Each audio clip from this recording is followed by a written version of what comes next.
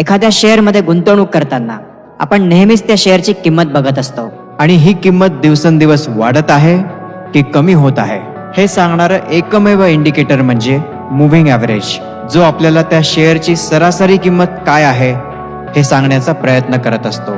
जेव्हा एखाद्या शेअरची किंमत दिवसेंदिवस वाढत असते तेव्हा त्या शेअरची किंमत मूव्हिंग ॲव्हरेजच्या वरती दिसते आणि यालाच तो शेअर अपट्रेंड मध्ये आहे असं आपण म्हणतो.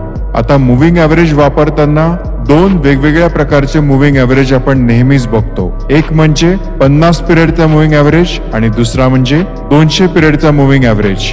मागच्या 50 दिवसांची सरासरी किंमत म्हणजे 50 पिरियडचा मूव्हिंग ॲव्हरेज आणि मागच्या 200 दिवसांची सरासरी किंमत म्हणजे 200 पिरियडचा मूव्हिंग ॲव्हरेज.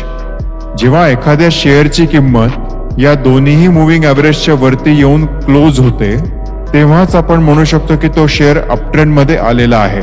आणि अशाच वेळेस जर आपण एखाद्या शेअरमध्ये गुंतवणूक केली तर सगळ्यात महत्वाचं म्हणजे आपल्याला स्टॉप लॉस हा मूव्हिंग ॲव्हरेजच्या खाली लावायचा असतो. म्हणजेच आपल्याला स्टॉप लॉस हा खूप कमी पॉइंट्सचा लावता येतो, ज्यामुळे आपली रिस्क कंट्रोलमध्ये असते.